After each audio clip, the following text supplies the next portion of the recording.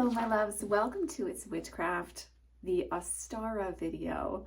We are in a little bit of a different space for recording today because we are waiting for Vincent's birthday gift to arrive. Yes, my Pisces baby is turning 12 this year and I have to sign for something that's coming for him, so I need to be able to look out the window. But I wanted to make sure to record this video for the channel, especially for my solitary witches who are looking to connect with the sabbats and find ways to authentically observe the sabbats in ways that resonate for them in their practice.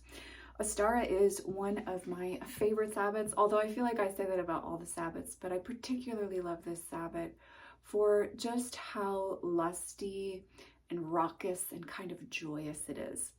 When we think about the history of Ostara itself, while it's relatively new to the canon of sabbats from a traditional witchcraft perspective, it is very much in alignment with the energy and essence of the spring equinox and the way that perhaps pagan peoples historically honored and observed this particular changing of the seasons. When we look at it from a traditional witchcraft perspective, we're celebrating a very young horned god marrying to the goddess. And so this is a sabbat that celebrates welcoming in the season of spring, with the spring equinox, of course, happening typically the day after or the day of the sabbat of Ostara itself. We're embracing and celebrating fertility, planting seeds, new growth, rebirth, and when you look at the cross connection to the Christian religious holiday of Easter, we're also celebrating themes of resurrection. It's a sabbat that's very powerful when it comes to a theme of balance as well, because now the daytime is equal to the amount of darkness. And so we're really looking at duality when we work with this sabbat. The goddess Easter is typically connected to this sabbat, although personally for myself, I love to connect with Lilith for this observance. I think she just harmonizes so beautifully with this sense of lusty fertility and no holds barred, no apologies, embracing of the sensual joy and bliss that is a burgeoning physical reality. Persephone is also associated with this sabbat as the goddess of spring, and so you might wish to connect with her for this particular sabbat as well. And of course, Isis and Osiris are referenced here too, from a perspective of the resurrection aspect of Isis remembering Osiris. And so you can connect with both of these gods as well in order to tap into that energy of resurrection, renewal, and abundance. There is also in some literature that I've come across in my research, the idea of the phoenix who's referenced here. By the Christians dyeing eggs red originally, not pastel colors, but red. This referencing the energy, of course, of the blood of Christ, but also the essence of the phoenix rising from the ashes. So we could equate that with the judgment card in the major arcana, this theme of rebirth, of clarity and rebirth, rising from the previous aspects of our story into embracing the new. And when we bring this sabbat into our personal experience, I find most often we are looking at themes of allowing ourselves to change, to grow, to explore, to connect with our senses and our physicality, to feel our sovereignty and our freedom of expression within our body. It's a wonderful sabbat to connect with, to embrace, your senses and feeling the joy of being human, of being in a physical body, and all the ways that we explore adventure and growth and fertility in our physical bodies as well. I associate this sabbat with the element of air personally because of where it sits on the wheel of the year. And traditional associations here for this sabbat, of course, eggs, rabbits, and hares because of that fertility and abundance. Also, as far as flowers go, because plant magic is really, really key here for this sabbat, particularly for myself. Think of daffodils, crocus, iris, roses, tulips. And I love from an herbal perspective to work with thyme, chamomile, mint, rosemary, and lavender. I particularly like to work with honey on my altar as an offering, as well as mead for this Sabbath, because there's such a joy of the hum of the hive with the bee, and that pollination aspect also taps in to the fertility essence of this Sabbath itself. Now, from a stone and crystal perspective, rose quartz, I love to work with jasper for this particular Sabbath. You might also feel called to work with amethyst, and you could bring in the energy of citrine as well if that calls to you.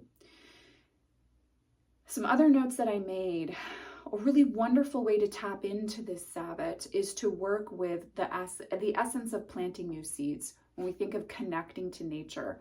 So you might choose to plant some seeds in actuality as part of observing this Sabbath, or baking something in the kitchen, or just really honoring burgeoning growth, new life, new adventures. Think of the aces in the minor arcana here.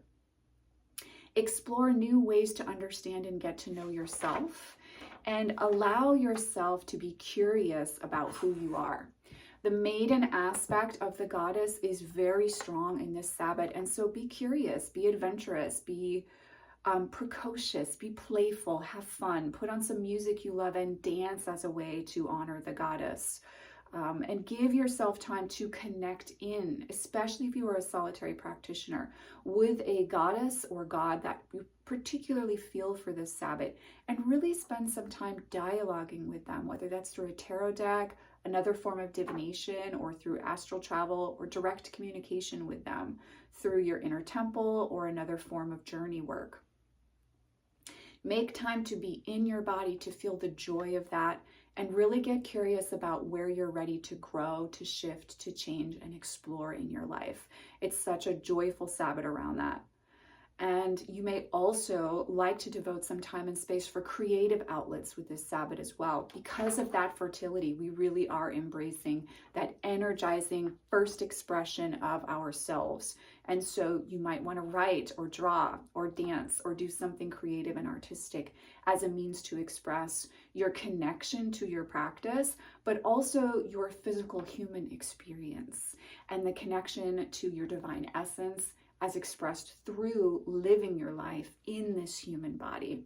This is such a fun and joyous Sabbath, and I really encourage you to allow yourself to be playful, to be curious, and to make your offerings and your experience of connection and communion with the goddess to be something that is imaginative, exciting, and a little bit out of the norm for yourself. It will help encourage you to find the boldness and courage in your own life to go for new things, to try new things, to put yourself out there in new ways.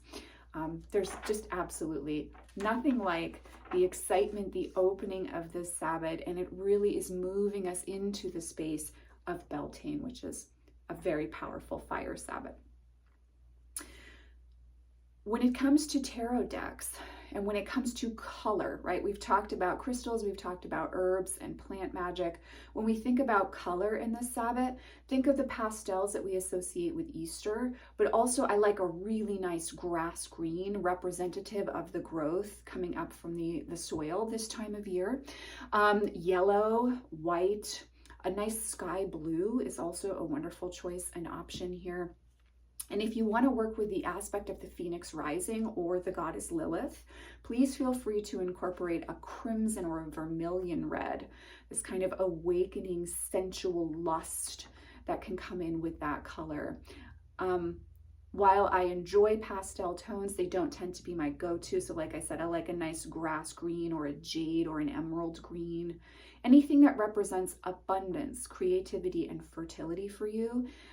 Those are wonderful colors to bring in your altar space and also to wear that day in honor of the Sabbath. And as far as offerings go, again, baked goods, flowers, plants. I like to leave, as I said, honey and mead, or perhaps some chamomile tea. There's just an aspect of letting it be, again, indulgent of the senses. So let your offerings be an expression of the indulging of those senses. It's such a fun and creative Sabbath. Really let yourself have fun and know that the goddess receives those creative expressions with joy, with absolute joy. It's also a wonderful time to think about what you do want to create and grow in your physical life, and work with offerings that are in alignment with what you want to see come into fruition in your life as you move throughout spring into the summer months. As far as decks go, I really like decks such as the Uncommon Tarot. The Tarot of Mystical Moments is another great one here. The Dream Keeper's Tarot, because it's a little ethereal and dreamy. It's got color, but it's kind of soft and faded, and you feel like you can kind of just harmonize with that energy and flow with it. I really like the Dream Keeper's Tarot for this time of year. Oracle deck wise, connecting with a deck that has a lot of that spring essence, like the Casanova Oracle. You could also work very beautifully with the Witch's Tarot by Burning Paper Hearts, and Persephone's Oracle by Jennifer Hathaway. There are a lot of options out there, but try to go towards the colors, the tones, and this aspect of awakening and opening up, unfurling, growing, feeling creative, feeling inspired, feeling expansive. We're expanding, we're getting more energized, and we're putting things out there. We're growing and planting, and we're thriving in this energy. It's not a turning within, it's an opening up and sharing and expressing. So work with decks that are indicative and evocative of that energy for yourself. The Antique Anatomy Tarot is one I love to work with this time of year. You could also connect with the Serpent Fire Tarot might be one that speaks to you. There's another one that's just like on the tip of my tongue that I can't recall the name of it. The Abyssal Tarot is a little bit more watery, but it does have that soft flowing energy. The Ritual Tarot is a great option this time of year as well if you want to go indie. And also if you feel called to work with the Shadowscapes Tarot or any of the Starseed Tarots, any Danielle Noel decks, this is a great Sabbath for that as well. So let yourself take the inspiration from what calls to you, and let your card work be indicative of expansion and growth, and about exploring relationship with deity that feels expressive and that feels like it is evolving, moving, growing, and authentic to yourself. And as I started this video with, again, a reminder that this Sabbath is an encouragement for us not to be afraid of ourselves, to prioritize our own journey, our own experience, our own unique lens, and how we are ready to be reborn, to resurrect aspects of ourselves, or to head off like the Fool in Tarot on a new adventure as we engage with the maiden aspect of the goddess on this beautiful and joyous Sabbath. I hope this video has served as a nice jumping off point for solitary practitioners, giving you some insight into different things that you can bring in that feel accessible, but also feel authentic and real for you. And most of all, let your observance feel authentic and real to your practice, your experience, and your relationship with the divine feminine and the divine masculine on your path. I'm sending you all oceans of love, and I will, of course, see you in the next video.